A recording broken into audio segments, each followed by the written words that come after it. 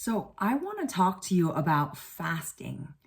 There are so much information out there about fasting, and I want to share with you the benefits of fasting, what it is, and maybe for those who are interested or curious, what are some simple steps to start doing that can get you closer to some of the benefits of fasting.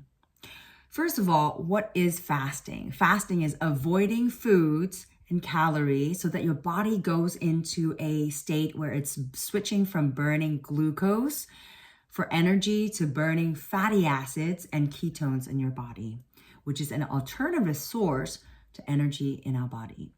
So when we make ketones, that's when we're in a fasting state. It's a very specific, measurable thing. So there are research that talk about the benefits of fasting.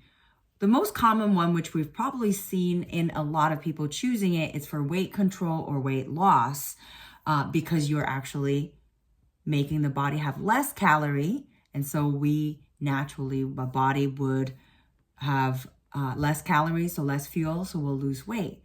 In my other talk, we talked about the concern that if we are chronically stressed and we add that piece of fasting and making us low calorie, it could actually also trigger unwanted hormone issues. But in general, fasting does lower our calorie intake and causes weight control and weight loss. Beyond that, many fasts can actually improve cholesterol, triglycerides level, blood pressure, inflammation, and even insulin resistance, especially some late studies around something called fasting mimicking diet, or something that's more of a prolonged fasting diets. The other benefit is called activating biological fasting state, which is like back in the day when we're hunters and gatherers. We don't always get to have a big fatty meal. We might just be foraging some berries or might be hungry in the winter. Our body goes into an extended state of hunger and fasting. So our body trips into a different state. And that actually causes cellular optimization and cellular rejuvenation.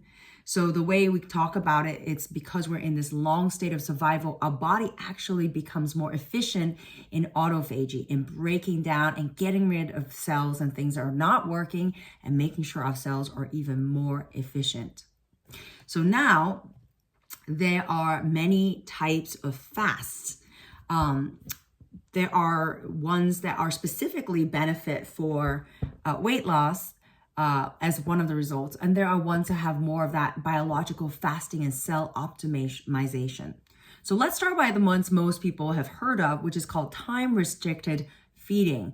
It's actually not considered as intermittent fasting. It's just every day. It's a great practice that we only eat within 12-hour window or a 8-hour window, meaning that we would eat from 7 in the morning to 7 p.m.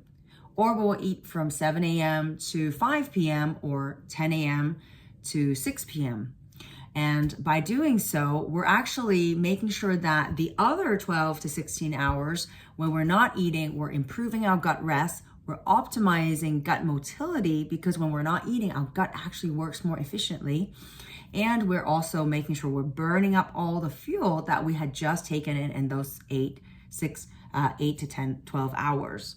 That's something that you are recommended to do every day. And it is a wonderful practice, and it does, in general, decreases caloric intake and help with weight loss. The other few kinds of fasting is called intermittent fasting. They're ones that you would fast every week, where you are on and off fasting days, and you would have consume less than 500 calories.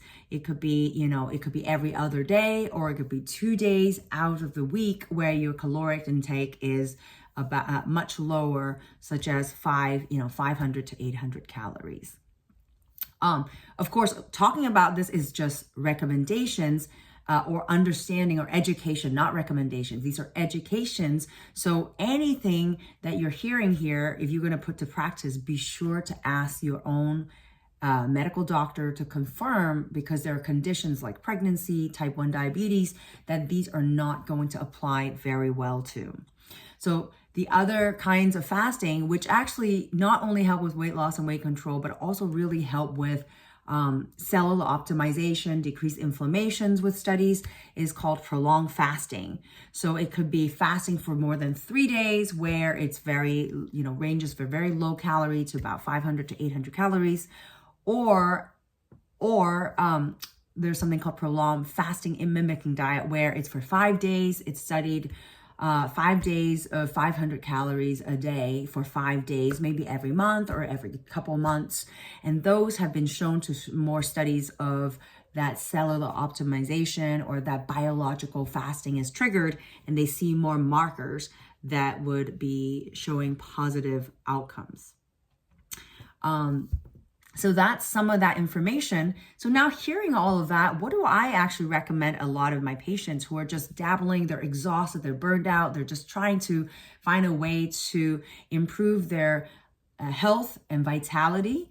I would always recommend the standard restricted time diet. I call it the Flex 12-3 or the 16-3, which is fast eating within a 12-hour window, or eating within an 8-hour window, and then not eating 3 hours before you go to sleep, so that you also improve your sleep outcome.